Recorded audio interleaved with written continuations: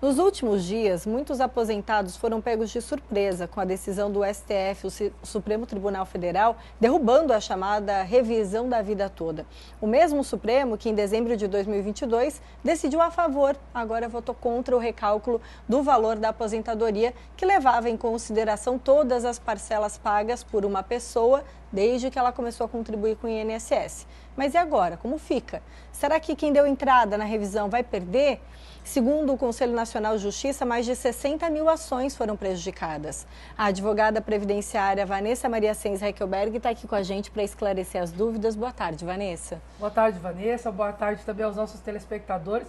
Uma grande oportunidade de estar trazendo essa clareza de informação para o público que está nos acompanhando. Lá em maio do ano passado, nós conversamos aqui no estúdio do Ver Mais sobre essa oportunidade que o STF tinha dado da revisão da vida toda. Agora, com essa nova decisão, com essa derrubada, qual é o impacto para o aposentado do INSS?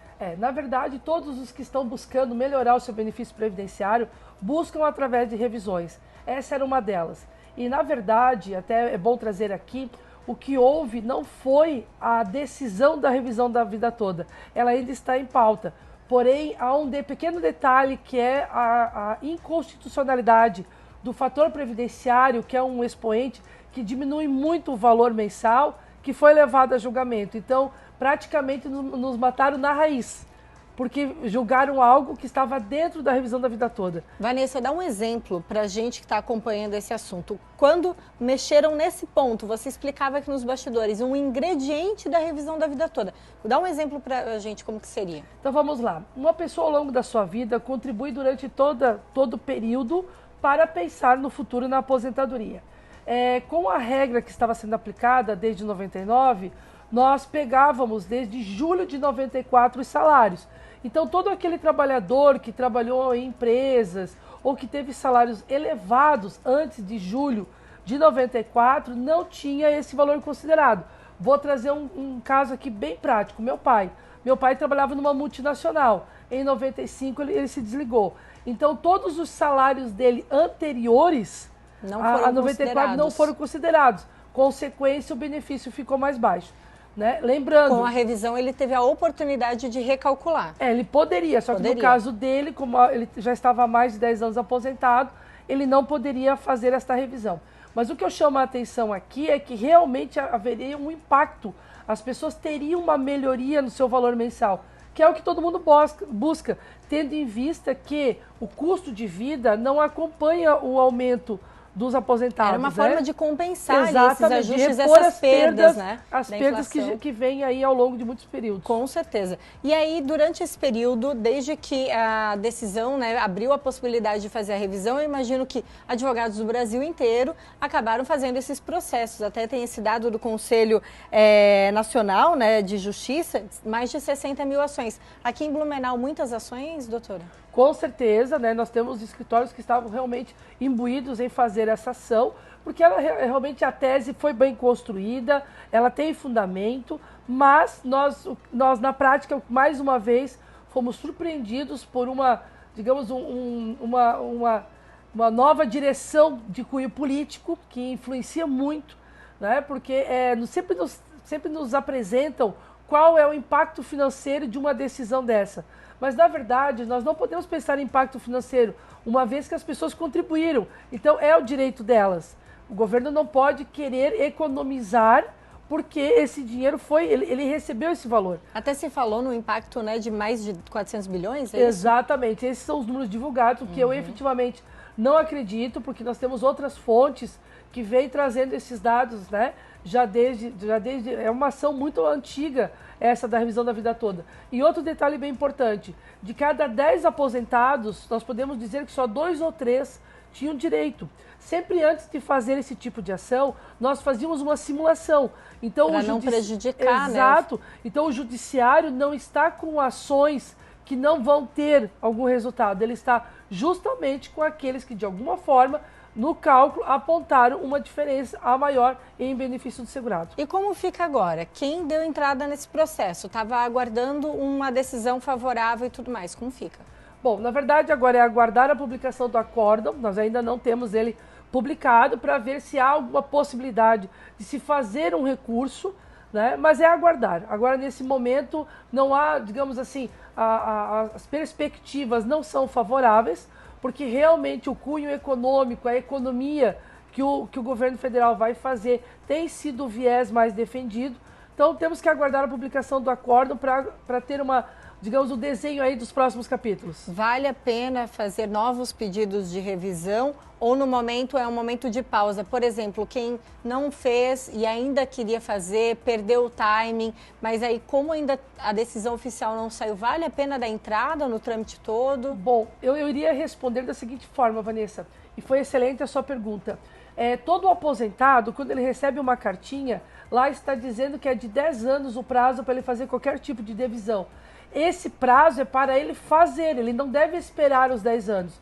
E dentro deste prazo, várias teses de revisão são ventiladas. Uma que eu já digo de pronto, que a gente tem visto muitos erros. Erro no cálculo do benefício mensal. Muitas pessoas vão pedir o benefício previdenciário sem o acompanhamento de algum profissional especializado nessa área. E elas não percebem, mas estão ganhando menos do que o devido. Por quê? Porque quando não ocorre o acerto de vínculos, não ocorre o acerto de dados, automaticamente o cálculo vem com erro. É como na nossa época de escola. Vai aceitando. Se a conta vem com erro, o resultado não é o real.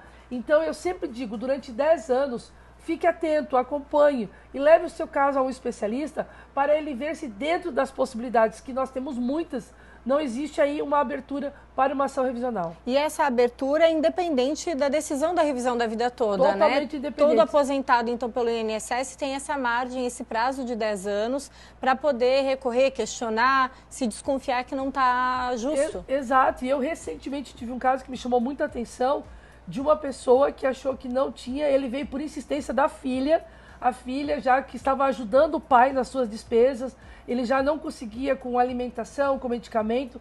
Ela disse, pai, eu preciso ver se não tem alguma saída. Pasmem, nós achamos uma lacuna de R$400.